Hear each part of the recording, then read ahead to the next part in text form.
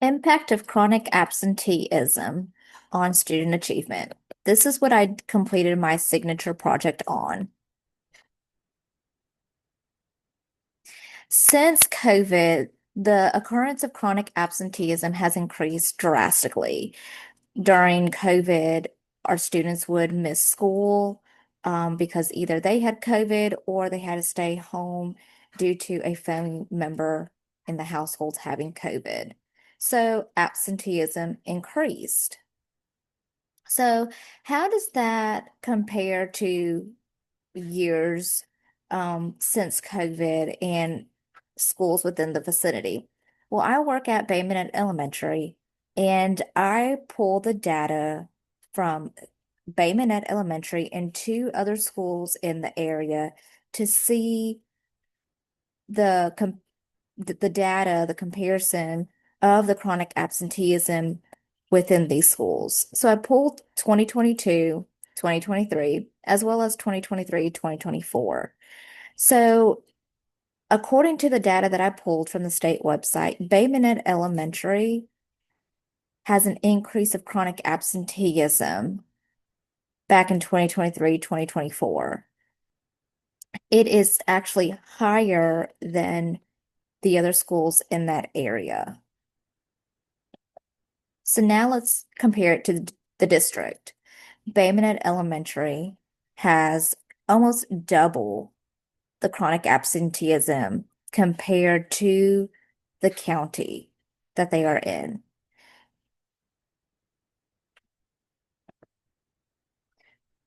So, what is the impact due to chronic absenteeism? So, when a student is not present in the classroom, they are receiving fewer hours of instruction.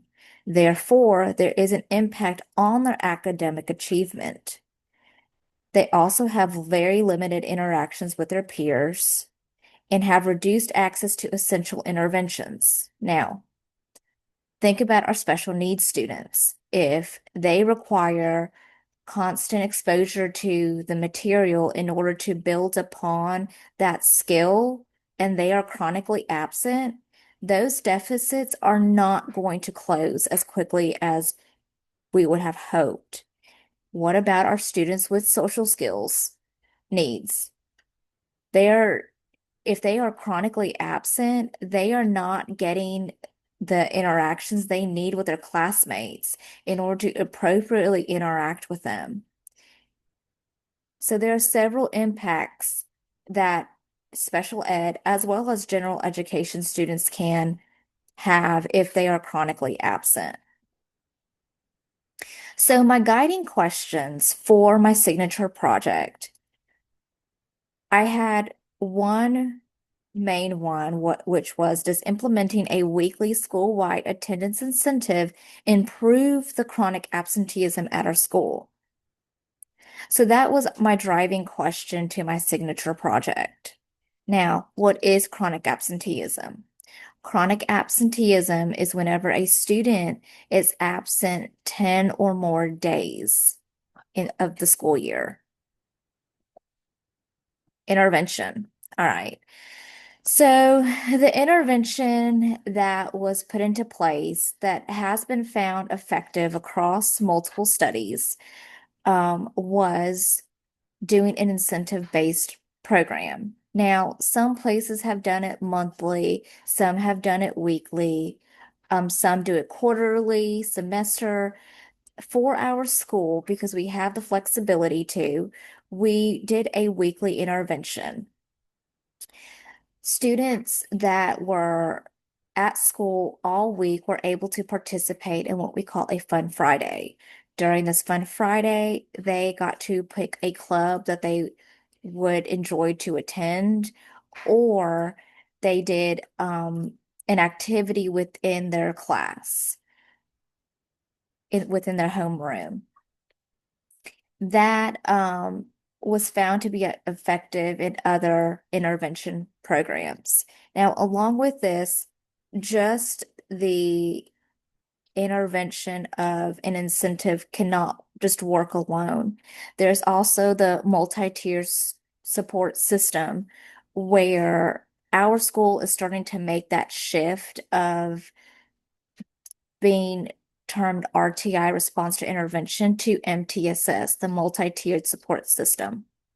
That was also coupled with this, where we were able to work more targeted with students that had chronic absenteeism, but the chronic absenteeism was spread across all the classes evenly, with across the grade levels. And that is something that we are going to see.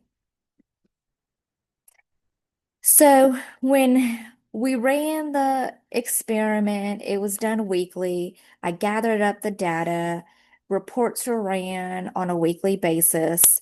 So my baseline was back from September.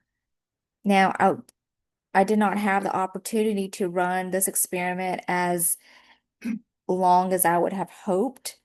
Um, so we have our baseline and our intervention data.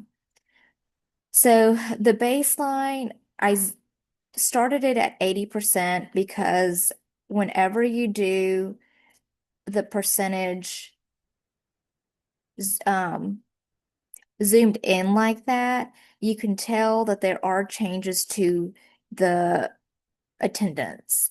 Now, the attendance I ran was the attendance of the students that were present.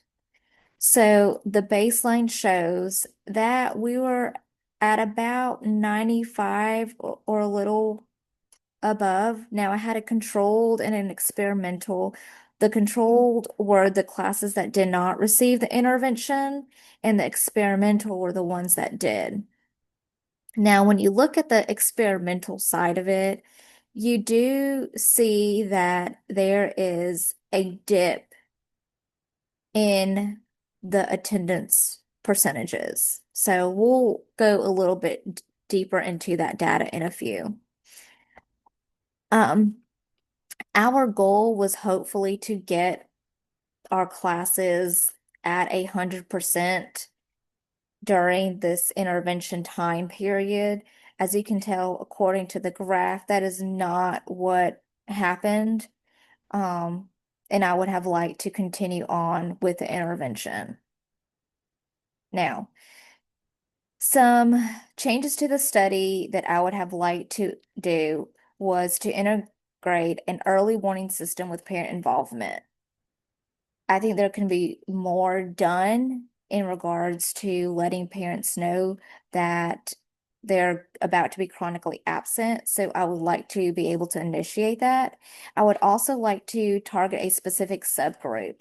I have found that just being as one of the IEP chair people that has to analyze data for all of our IEP students, as well as being part of the leadership team for our school, that students with disabilities have a higher chronic absenteeism rate. Um, we're calling a lot of meetings, but again, it goes back to parent involvement, and a lot of our parents are no-shows.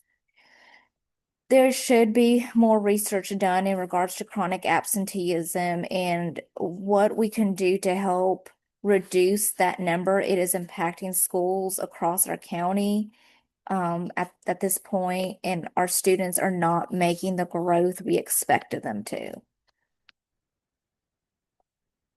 Strengths and weaknesses of the study. I found two strengths in the study. The first one was that the teachers entered attendance every single day. If they were absent, which we're about to get to, the sub was taking attendance and it was entered in by the office staff.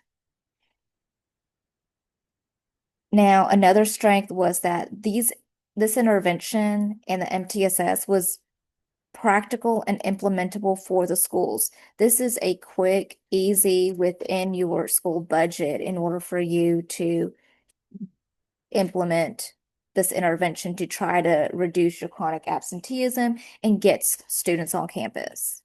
Now, two weaknesses that really did affect the study. One of them I've already mentioned. I had a very short implementation window in order to get the intervention started once I got the IRB approval to when this was due. So one of the biggest weaknesses to the study was that, and you can tell from the data that I pulled, is that as I was running this intervention, the school got hit with a stomach bug, the flu, and COVID, and that spread across multiple grade levels. So it affected lots of teachers and students. So that was a weakness of the study. Thank you so much for watching.